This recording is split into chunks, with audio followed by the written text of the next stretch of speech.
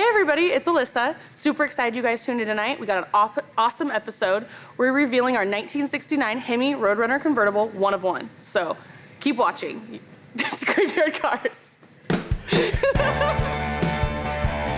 In 1968, Plymouth introduced the Roadrunner. By 1969, it was their top-selling muscle car of all time, also garnering the Motor Trend Car of the Year award. This turquoise 426 Hemi convertible is the only one in the world made like it. The body and paint is done, the drivetrain's installed. All we have left is a wheel alignment and a systems check. And this car will be back on the road again. This time on Graveyard Carz, the ghouls are getting ready to reveal their rarest Mopar yet, the 1969 Q5 Turquoise Hemi Roadrunner Convertible. With the interior, exhaust, and the steering wheel needing to be assembled and installed, it's all hands on deck with Dave, Allysa, Mark, and even Royal. Also, Mark and Allysa catch up with Ryan on the Superbird tribute car.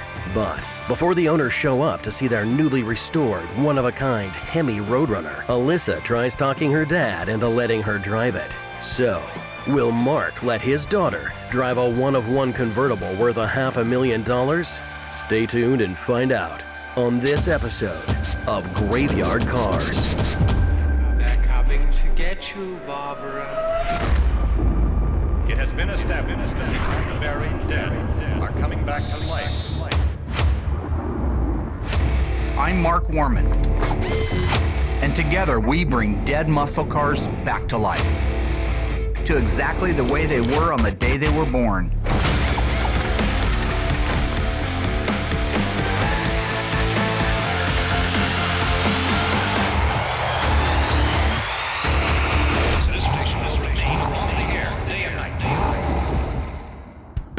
In case you were busy towing your friend's Camaro last week, here's what you've missed.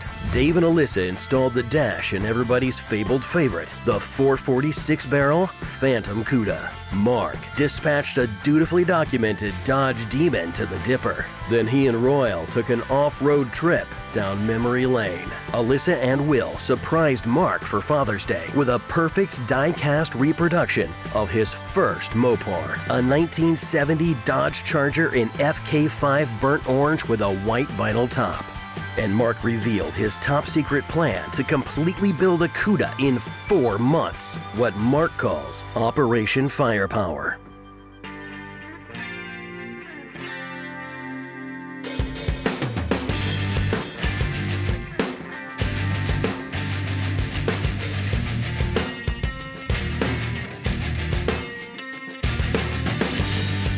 The trick is to kind of pre-fit your door panels to make sure you can get everything in there.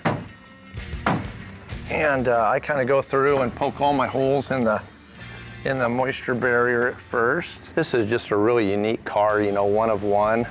And I wouldn't blame the owner. I'd do it as close to original as I possibly could too. The Roadrunner basically was just a go fast, you know, race car type of thing. You know, it was for the low budget, you know, guys that wanted to go out and, you know, have fun in their car. So the base model was just, you know, a 2-door hardtop, or you can get a 2-door post. So no frills, you know, just had some call outs, you know, and some stripes on them and stuff. They sold a ton of the 69 Roadrunners. I mean, I forget the base price was like around $2,600, $2,800. Now that I got the driver's side door all buttoned up and finished, I'll go ahead and move over to the passenger side door and start getting the door panel and all the hardware on it as well. While Dave finishes up the Roadrunner's doors, Mark and Allysa check in with Ryan in the body shop to gauge the progress of the Superbird tribute car and to look at some of the finer points of detail on the Superbird's headlights.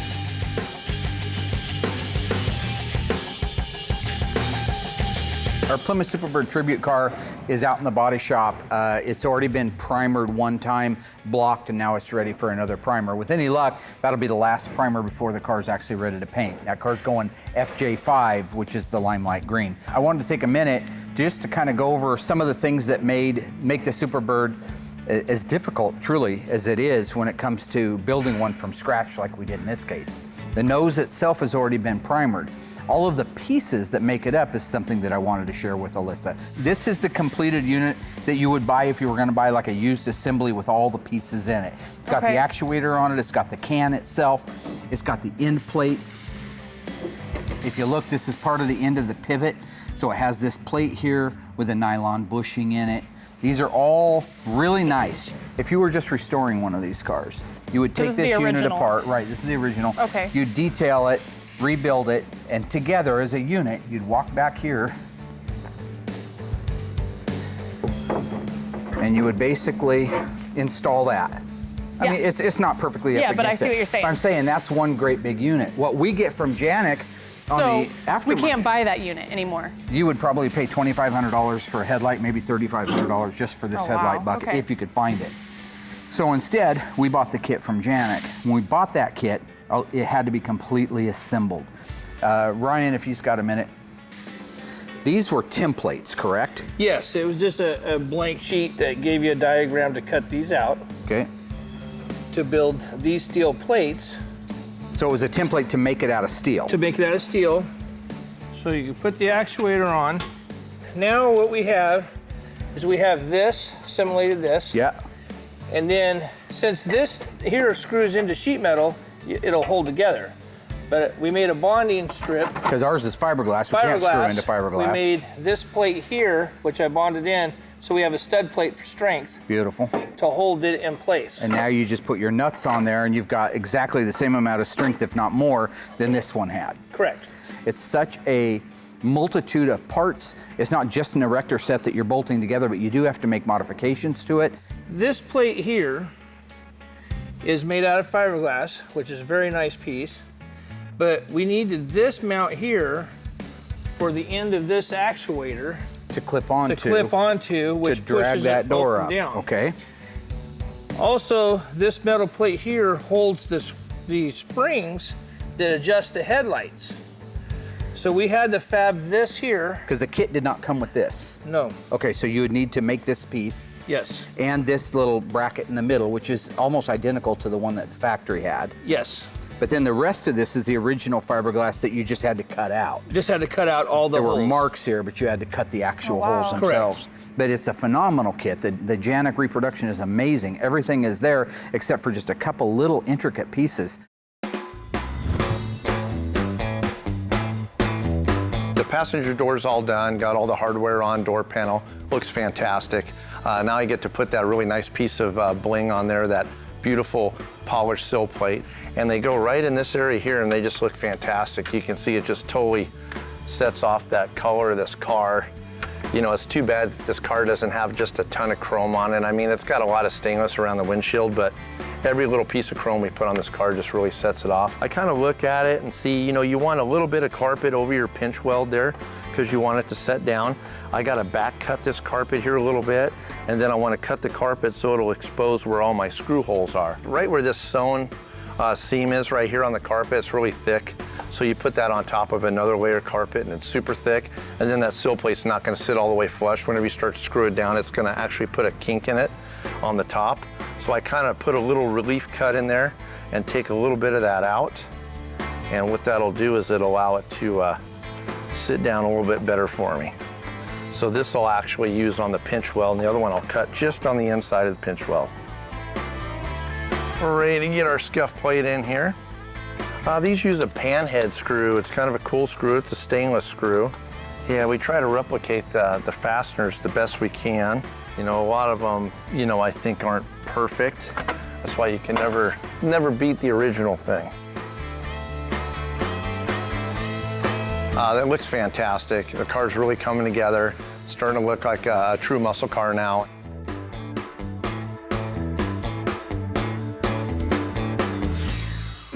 Where'd you get the original headlights? Those are out of one of our customer cars that we're doing right now, which is Okay. great that we have some original examples to go by. But we're not gonna actually use these on a No, vehicle? these go back to his car. They'll get restored and put back when we do his car. Oh, okay. But they were already out and they were already on the shelf, so I'm using them as a template, which is great because Yeah. there's a lot of pieces that make this crazy thing up.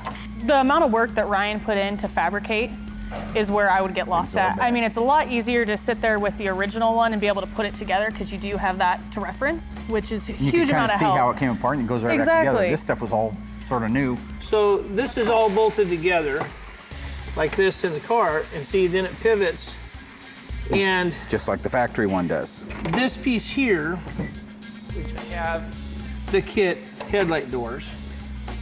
So that's a Okay. duplicate of what we've got So there. this is a duplicate, and it will pivot. And then he's going to be able to close that door Close like it down. that. That's awesome. And that ends him up with what we have Essentially here. there. Yeah. There's such a learning process, like with any of this stuff, and no two cars are the same, so expect the unexpected. Ryan, would you say this is the most complicated part of making a Roadrunner into a Superbird? It's one of them. It's been a good journey. It's a learning experience. It's a puzzle. Yeah. This is probably the biggest puzzle. Like the wing, it goes on kind of, it's basically a big part. Yes. The nose cone, we kind of get it. The This hood is modification, the but this is part pretty big. to have to make function and withstand usage. So this will go on to that. This will be a complete headlight unit. He's already got the vacuum pods that go on the back of it, and that's what goes into making just one headlight function on one of these cars. But it's right in the spirit of the factory one, just a little bit better in some ways. What more could you ask for? It was fairly crude from the factory. It's fairly crude now. We just kind of, I think, expounded on that a little bit, made it just a little bit better. I think we probably put more thought process into restoring the cars than they did probably originally on some of these smaller things, Oh, it like has the to. headlights. Sure, yeah, absolutely. So basically, you've got this thing apart right now so that Will can do the primering on all the pieces. Correct. Get them painted, get the nose back together again, and then the nose goes on as one unit. Is that correct? Yes. Perfect. Yes. I might feel more comfortable about building one in the future than I was when this project started. All right. So that's where we're at on that. Got it? Simple. Yeah. Clear as mud. Okay. All right. Good job. So with all the pieces done, Will needs to do his primer work on them. Once the primer work's done, he can paint them. Meanwhile, the car will get its final block. It can come in here, get torn apart, and we'll start painting some FJ5.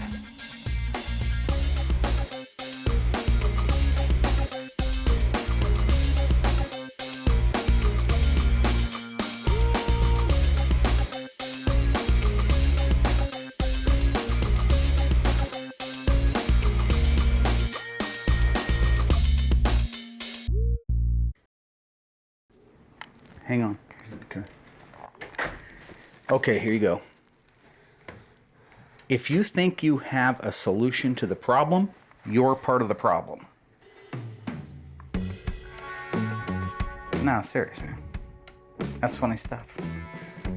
It doesn't matter if it's dark. It's not. Hang on. I got somebody else calling in. I'm gonna introduce you to Click and Buzz. Have you met them yet? Click, Buzz.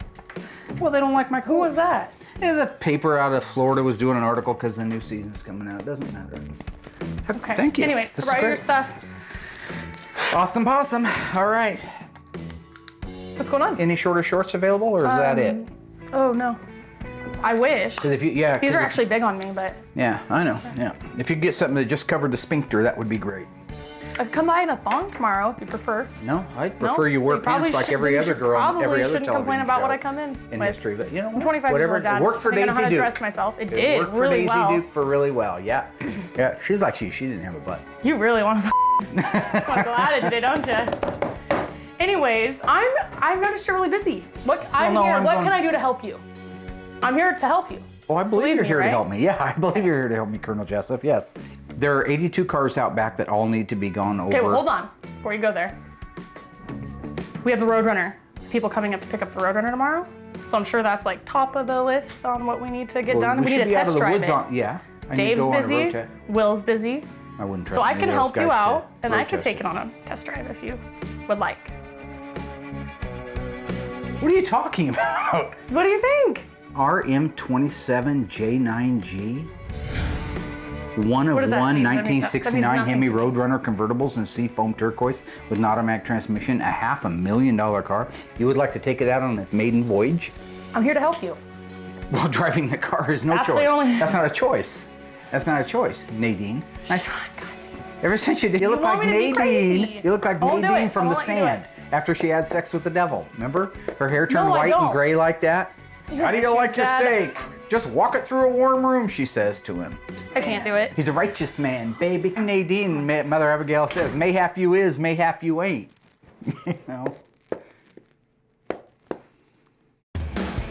Dave brought me over. He's got the system now, the exhaust system from Accurate Exhaust for our 69 Hemi Roadrunner. This is a replica of the original exhaust. Originally, they were mild steel. This system is mild steel. The owner of this car doesn't want any fancy schmancy late model weird stuff. He wants it to look, function, and appear as it did in 1969. Yeah, the Accurate Exhaust does a great job, you know, with these systems. They're all their welds and everything's spot on. All the bends are spot on. All right, yeah. So first thing we're gonna do is always build the exhaust from the front back. Yeah. So we're gonna put the H-pipe on. And these are always tricky because of the torsion bars, am I right? Yeah, they're tough ones. So I'll kind of help you support the back here. You kind of tell me up, down, I'm gonna move that bottom bolt out a little. There we go. Okay. Boy, my chubby little hands hardly fit in here, you know what? Oh, it's tight in there. It is between that tight. torsion bar. Good grief. If I had the exhaust from the get-go, I would have put it on before the torsion bars. Would have been great. Oh yeah, wouldn't that have been Yeah. nice? Yeah. Okay, you're Back really... in the day, it's right there, huh? Yep, there it goes. Oh, get her? Good job. Nice. So right now we've got the H-pipe installed, which is always a little bit harder over on that right side with the heat riser, but it's in place. Something to point out, this is the original mild steel that they're made out of, all right, from the factory. It's not the late model stainless stuff, it's not the aluminized. This is the original type of material that this exhaust was built out of. So it will rust a lot quicker than aluminized or stainless, but it's what the owner wanted. He wanted it to look, appear, and function, sound exactly the way it did in '69. So that's what you see sitting here. Tom down at Accurate, he builds every one of these, breaks every one himself, bends every one, welds every one. Right now we got our H-pipe on, which is the main pipe that bolts to the manifolds. We have the mufflers on and they're just kind of mocked into place. So now we're getting ready to put the over the axle pipes on and the resonators and tips. Oh, look at that bad boy just slide right on there. Nice. Niz nice. I call it niz nice. It's nice. Niz nice. All Had right. a little much coffee this morning, getting kind of crazy out here. Like to have a little fun. All right, coffee is good. And now we've got everything mocked into place, every single piece. We're gonna go to the front of the car, we're gonna start at the head pipe, we're gonna start bolting it down, and we'll watch our clearances, tolerances, make sure we don't have anything too close to the floor of the car, work our way back to the tips, and it'll be ready to fire up. Oh, the exhaust went fantastic. Accurate does such a fine job, you know, of bending all the pipes. I mean, everything just falls into place.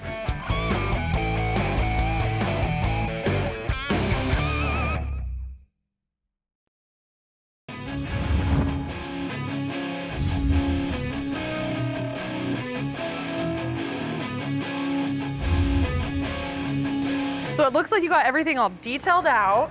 Looks great. Thank you. So where do we start though? It's quite a lot going on. I know, there's so much going on in this thing, but I always Okay. start with the tube. This is what we're gonna start with. This is like the outer shell of the column. But I start with that. It's easy to build it on this because then you can slide things into it and out of it. But this here is the main shafts. This is where your steering wheel goes. Is the outer tube. And this one goes inside of there like that, down like that. Does it matter what end? Can you tell? Yeah, it's definitely got to go this way. This right here has a provision in it to accept this little bearing thing. So we got to spin this way. As you can see, this is our column thing. This will slide right in there like that. Okay. So now we got like our lower part done. We won't worry about doing the coupler and all that until we're complete. Now we're gonna move to the actual column. The actual column has a couple different pieces in it. This is our lower piece. This will go on first. And this will actually support this handle that'll go in there. Okay. So we'll grease this, put that in, get the actual column in, and then start building out that lower part. Okay. Get to the fun stuff. Exactly.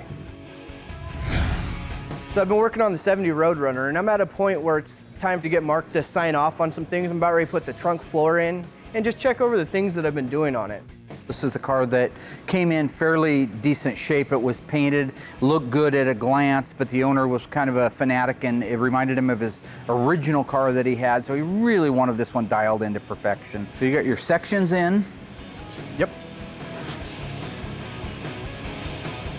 Are they the same length section on both sides? Yep. Good. And I metal finished them so you can't see where I spliced in. Yeah, don't. No, it looks very nice on the outside. No, I mean, you did good, Bye. You did good. That looks good, buddy. I like Mark to sign off on things because it's really crucial to have everything exact. And if he signs off on it, then I know I'm good to go. And there's less chance of a mistake. All right, Pockets, let's go. Pockets, that's your name. Pockets ain't my name. Pockets is your name. All right.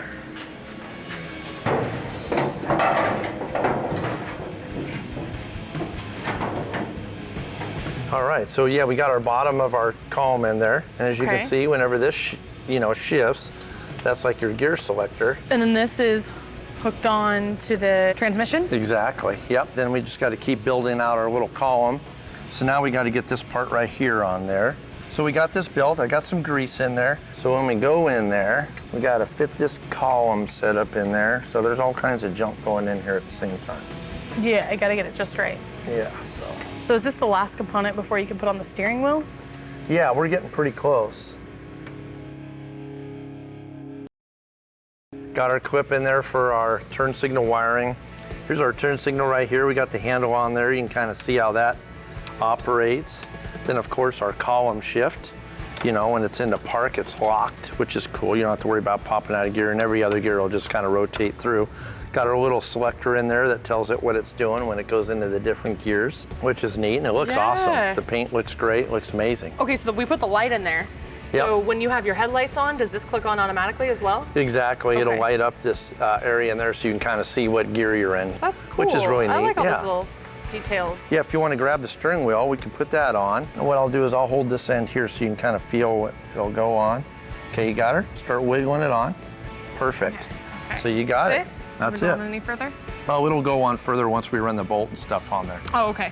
So we'll go ahead and grab our washer in that lock nut. Yep, that'll go on there like so. Okay, so we got the steering wheel on. What's Yep. next? Yeah, you got the steering wheel on. I put on the little horn mechanism. And the way that there kind of works is whenever you operate your horn, it'll move this in and you can see those little metal tabs touching together. When those tabs touch together, it grounds out and sets off your horn. Now that we got that bracket on there, here's the next piece that's got to go on there. So we'll tighten all these down and then we can put our horn button on there, which is really cool. So we got our horn button on there. So that's how that operates. You can kind of see how that wiggles around and operates our horn. So now the best part of the whole deal is putting that little Roadrunner medallion in there. Are we ready for that yet? Yeah, we're ready for Really? it. So yeah, if you want to grab it, that can go in there, and there's a little notch in there, so it only goes in one way. Yep, once that goes in there, and then you just got to kind of push the whole thing in a circular motion. There you go. All right.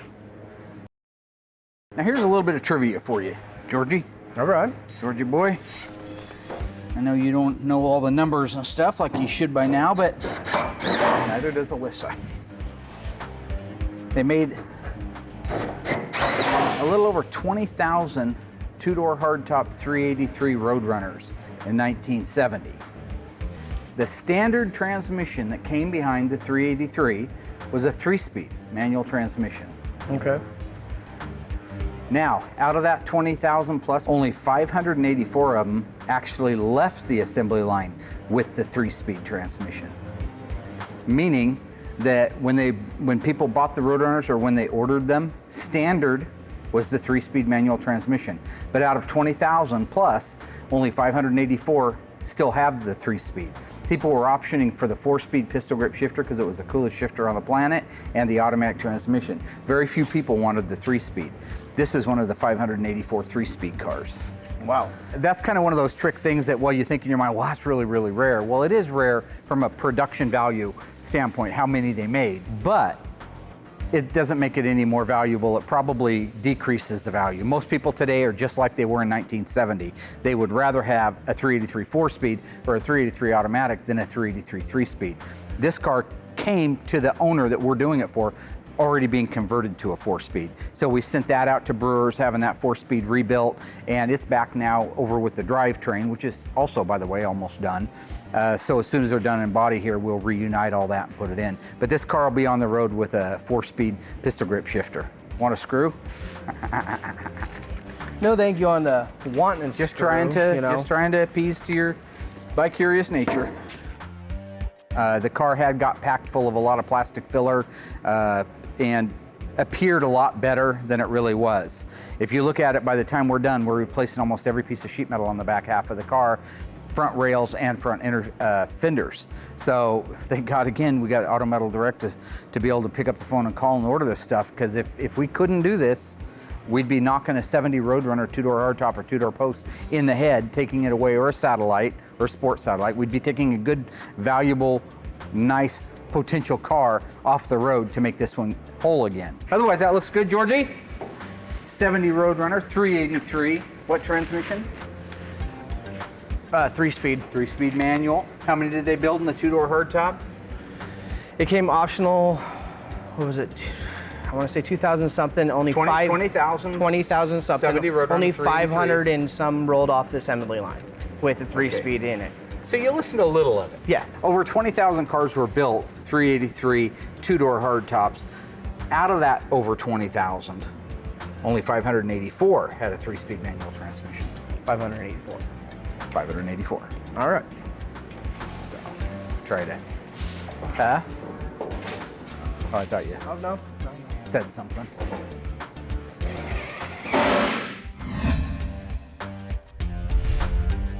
What I'm doing today is I brought out a couple of challengers here in the graveyard that, interestingly enough, a lot of the times I'll get emails from people questioning, you know, what's the difference between a 70 and a 71 Challenger. Now, most Mopar, diehard Mopar guys do know that answer, but a lot of folks don't know the answers.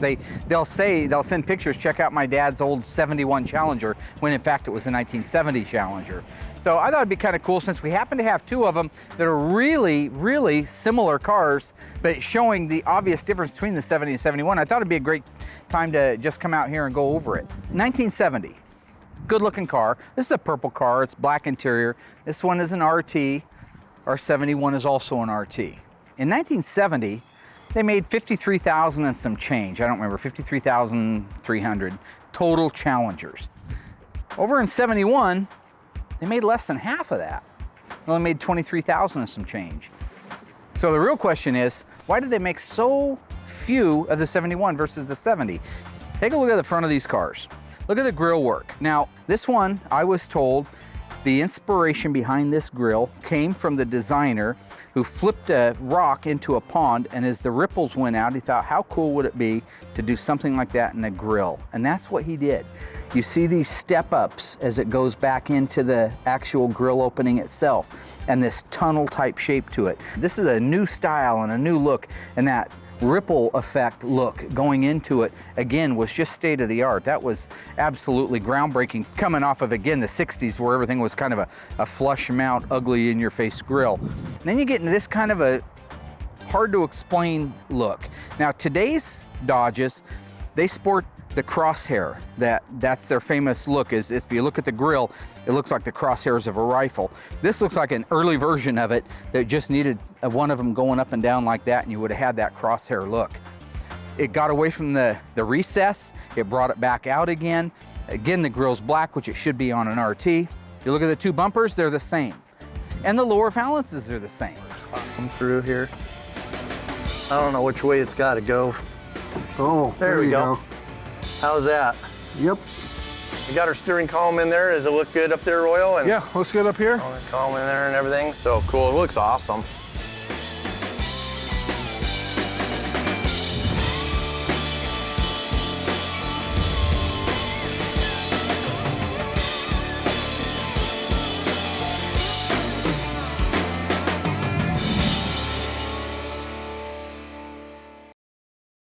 So when it comes to the interiors of the 70 and the 71, literally, there's not much difference between them. The instrumentation is the same, which is that cool cockpit style, 150 mile an hour speedometer, 8,000 RPM tach, all four of your functional gauges, and a clock over on the right-hand side. Same steering wheel used in 70 and 71. There were optional wheels, but the basic standard wheel was the same. One note is if you had a 72 on up, they dropped the RPM from 8,000 tach down to a 7,000 RPM tach. The rest of the interior, like I say, for the most part, other than seat patterns, are slightly different in 71. The seat backs are different in 1971 versus 1970. This is what you call the two-piece seat back. It uses a long button on the side, a piece of pot metal type of outer hinge cover, then the one-piece clamshell back, where the 71 is all one piece with just a button to push it. Door panels are the same, the rest the same, floors are the same, headliners the same, visors are the same, rear view mirrors even the same. So not a lot to report. This car is kind of cool. It's optioned with the 6-way seat, but I do believe the 6-way seat was also available in 71 optional on the car. This one over here doesn't have that. Okay, so over here on our 71, it's the same basic interior as I said our 70 has. We got our real cool cockpit style instrumentation, 150 speedometer, 8 grand tach, full gauges, have our clock over there. The switch panel's the same. Basically everything is the same. The dash pad changed in 71 and uses the Challenger replaceable with Barracuda, because it's the same applique over there. So 70, a Challenger has its own dash pad. 70, a Barracuda has its own dash pad. But in 71, because they were basically shaped the same, they decided to streamline things and just make that little label over there replaceable, whether it would be for a Barracuda or a Challenger. You know, there may be a multitude of reasons why the 70 outsold the 71. I tend to think, it's my opinion, it was the introductory year, and that's a big year. That's as with anything. A lot of people ran down, 53,300 and some people went down and bought that car in some version, be it a convertible, be it an RT, be it a TA, be it a deputy, be it just a standard car, RT SC with the formal back roof. But 53,000 people in the market bought that car. The next year, just less than 12 months later, this one comes out. Not quite as sexy.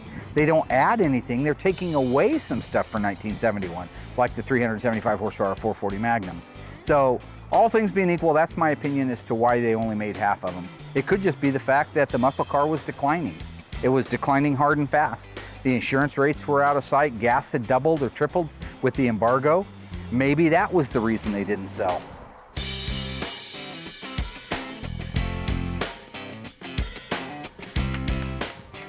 Okay. Where have you been? Dude's been walking out here. Dude has a lot more responsibility than you can imagine.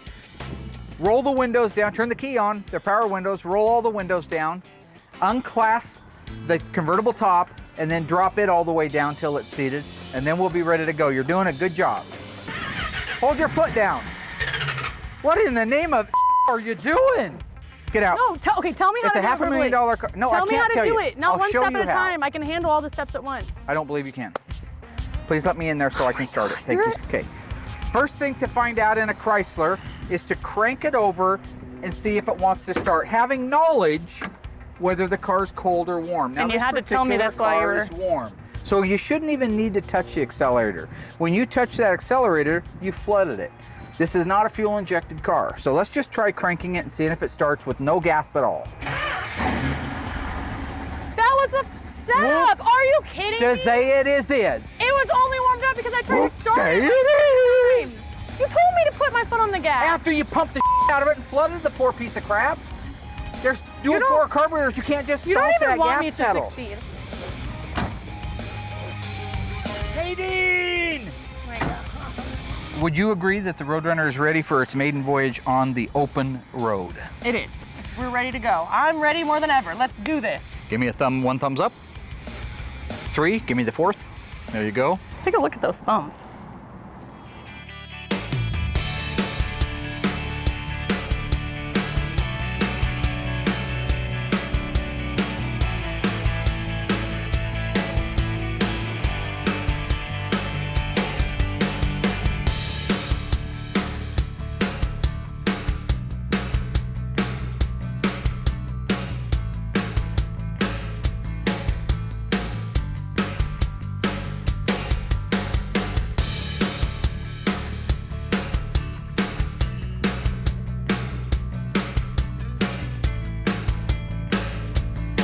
Phenomenal car. I mean, what a driver. And you haven't got a chance to be out in these things, but some of the cars that I've driven on the initial run don't work out so well because they're cars. There's 1,000 pieces that can go wrong.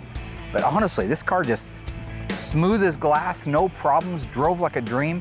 Temperature gauge worked, fuel gauge works, all the instrumentation. It's just phenomenal.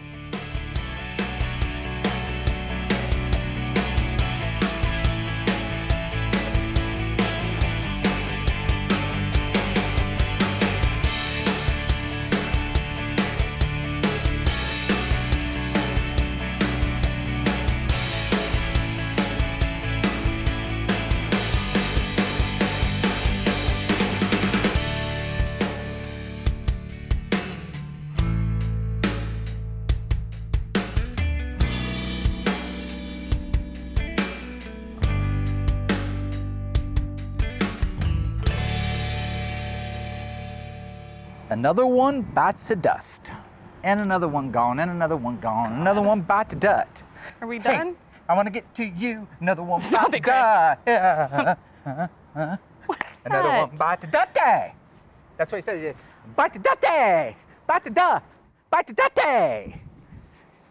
It's a Queen. It's from back in the 70s. I grew up on it. It doesn't matter. Okay, the car's done. It's no fun.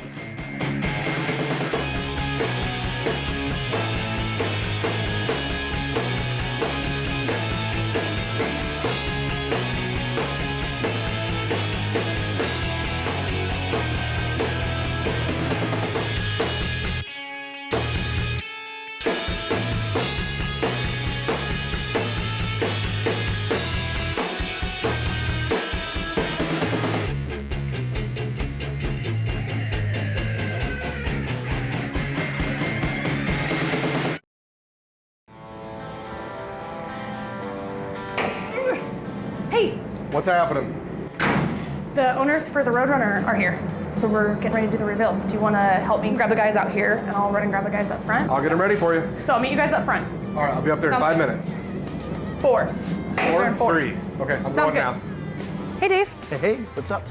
Getting ready to do the reveal for the Roadrunner. Do you want to come out front with me? We can wait for him. Oh, heck yeah, I'm ready to go. Let's do it. Okay. Oh Awesome. yeah, always excited for a reveal. I mean, it's so cool to meet the owner and actually see their their expression on their face when they finally see the cars. I mean, this is what we work for. This is the big payoff for us. So this, of course, is the best days.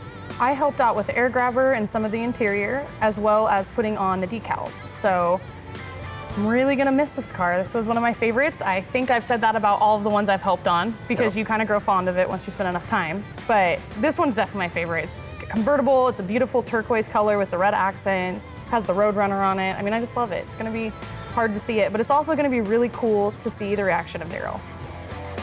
Hi guys. Hi, how you doing? Hey, how's it going? Well, Good, how are you? Pretty Name's good. Allysa. I'm Daryl Smith, and my 69 Hemi Roadrunner convertible is just finished restoration, and I'm coming to pick it up. Nice to meet How you doing, Daryl? Hey, how are you? Good to see ya. So it was awesome to bring all the guys from the paint and body shop out front on this reveal because they're really the guys that do a lot of the work, so it kind of helps keep them going group effort. when they get a thank you. That goes a long ways. He was never a big fan of No, I ain't team. He was never a big fan of the whole crew coming out for reveals. I'm Did a you see huge the old crew?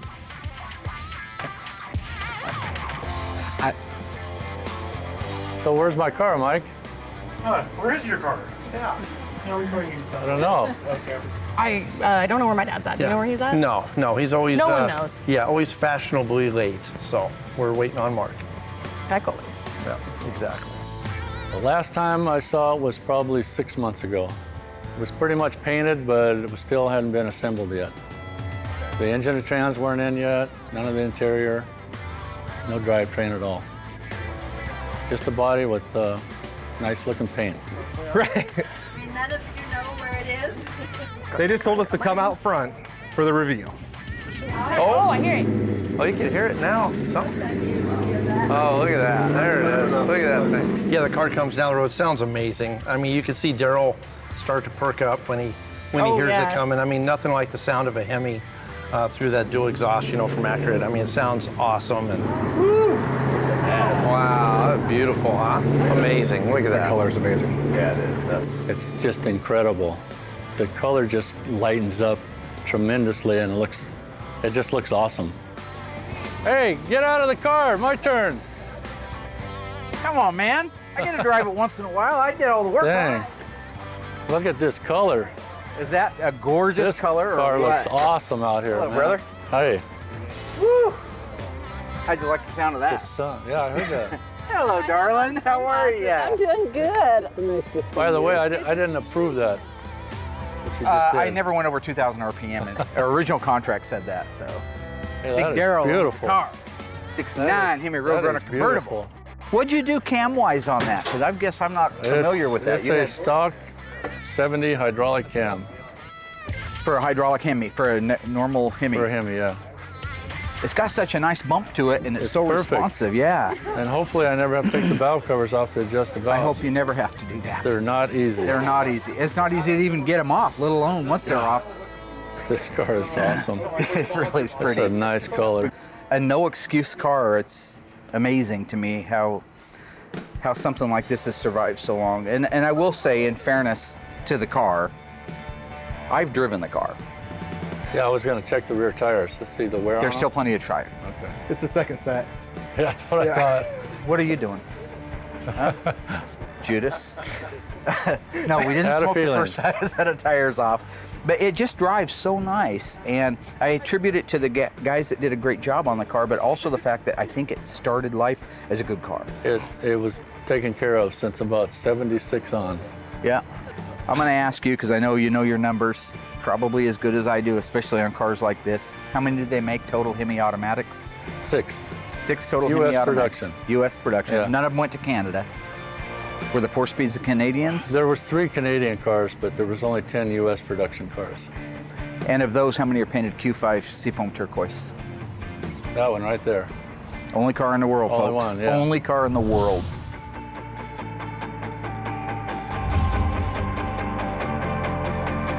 Just in case you fell asleep in the commercials or took an extended bathroom break, here's what happened. Dave knocked out the remaining interior on the Roadrunner convertible. He and Mark installed the factory-replicated mild steel exhaust. Then Dave teamed up with Allysa and Royal to build out and install the steering wheel.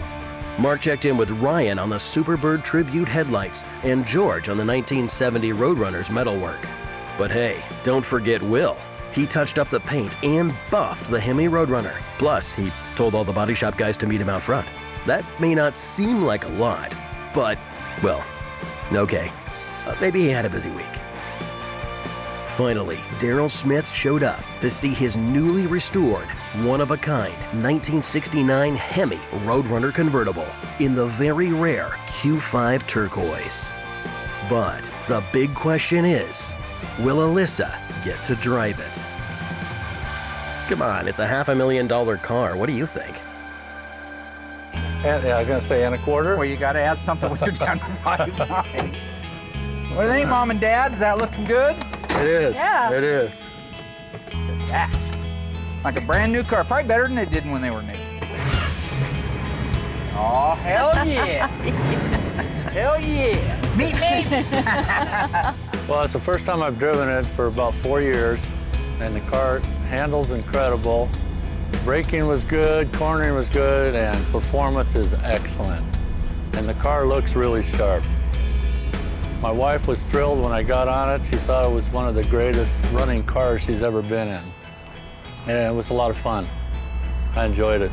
Well, the last time I drove it, it felt pretty loose, and it had a tendency to wander around in the lane. And now it feels real tight. There's no softness to it. It rides good, it corners good. It's just really nice. It's right on. My friend, All right. thank you very much. Thank I you. appreciate all your patience. I know we took a little longer, but I hope in the end you're happy, happy, happy. Happy, yeah. Thank I you, am. sweetheart. It's nice to Okay. see you. Nice to see you. And thank you for coming love up, that honey. place. It was nice to see you again. Car's beautiful. Owner's having a ball. The car runs and drives and tracks. He lets go of the steering wheel, and it's just tracking down the road great. Royal did a phenomenal job on the alignment. Brakes feel great. Dave's assembly is amazing. Cool. So be careful, and we'll see you in a couple of weeks with a beautiful car. All right, all right. Bye. Travel See you safe. later. Take care. Drive safe. Okay. Back to work. Ooh, that's mine.